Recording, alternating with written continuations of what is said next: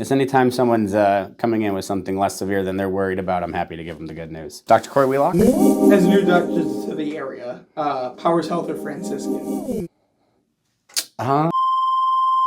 Is it cold enough here? It's not that bad.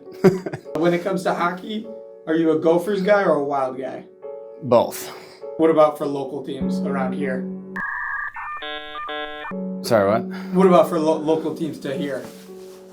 Not a Blackhawks fan, that's for sure.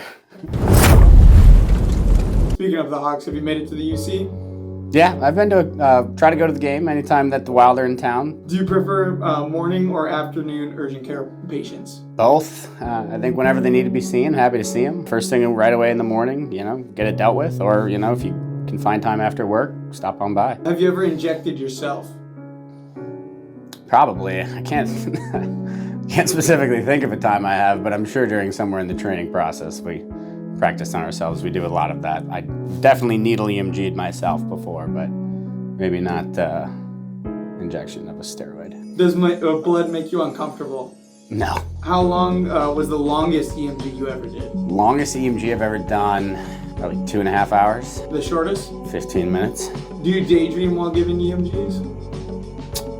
No, it's, mentally intensive to look at the wavelengths and make sure that everything's going right. There's a lot of technical factors that have to be considered, and so pretty focused most of the time. Every now and then we'll get distracted in conversation with a patient or something like that, but if anything starts looking awry, I typically focus pretty quickly again. What's your favorite movie you've seen in recent memory?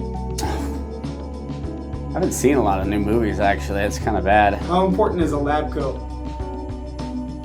Not that important to me. Do you stretch before injections? No. Do the pain injections work on people with painful personalities? If the injection's in the right spot and for the right indication, it should work on everyone. Have you ever had surgery? No, I've never had surgery, actually. How often do you get called Canadian? I feel like I've gotten better. I used to be more often, but maybe 10% of the time. And when did you lose your accent? I don't know. I don't know if there was an exact day I can say was the day the accent left, but it depends. I think if I'm around people from the north a little bit more, I think the accent gets a little thicker. What was the first problem your first patient had? First problem my first patient had was a spinal cord injury. What's the easiest urgent care problem you've ever solved?